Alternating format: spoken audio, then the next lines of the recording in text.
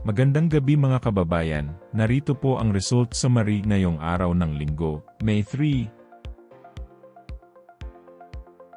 Pero bago ang lahat, paki-like at subscribe na po ang ating channel. Maraming salamat po.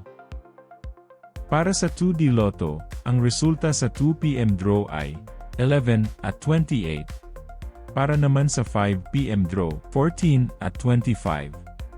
At para sa 9 PM draw ay 10 at 9 in exact order.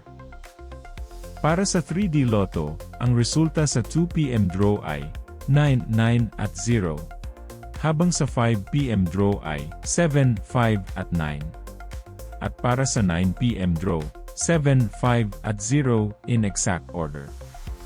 Para sa Super Lotto 649, ang ating winning combination ay 37, 35, 44, 47, 43, at 14 in any order. Muli, maaari nyo pong i-pause ang ating video para sa pag-check ng inyong mga ticket at panalo. At para sa Ultra Lotto 658, ang ating winning combination ay 32, 53, 51, 15, 36, at 17 in any order. I-pause ang ating video at siguraduhing tama ang ticket draw date at number combination sa inyong mga ticket.